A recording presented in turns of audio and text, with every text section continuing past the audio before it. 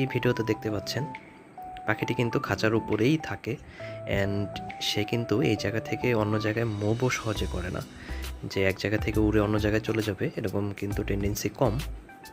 তো পোষা পাখি যদি আপনি করতে চান অবশ্যই আপনাকে বাচ্চা পাখি নিতে হবে, অ্যান্ড আমরা এই জন্য 15 দিনের বাচ্চাই কিন্তু নিয়েছি। 15 থেকে 25 দিন এর ভেতরে যে পাখিগুলো পাওয়া যায় আপনারা সেই পাখিগুলোই কেনার চেষ্টা করবেন। তো আমাদের এই টিনটিনের মধ্যে কি কি পোষা পাখির বৈশিষ্ট্য রয়েছে এটি আমি বলে দিচ্ছি। তো 2.5 মাস বয়সে ন্যাচারালি টিয়া পাখি হচ্ছে পুরোপুরি উঠতে শিখে যায়। তো এর মধ্যে আমরা কিন্তু পাখিটার ডানা কেটে দিয়েছি।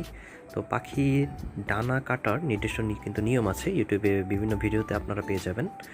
তো এই পাখির একবার মাত্র ডানা কেটে দেওয়া হয়েছে এবং যে ঠোঁটটা দেখতে পাচ্ছেন এখানে ঠোঁটটা কিন্তু হালকা নীল কাটার আছে, সেই নীল কাটার দিয়ে ঠোঁটটা একটু ঘষে দেওয়া হয়েছে। এতে কি হয়,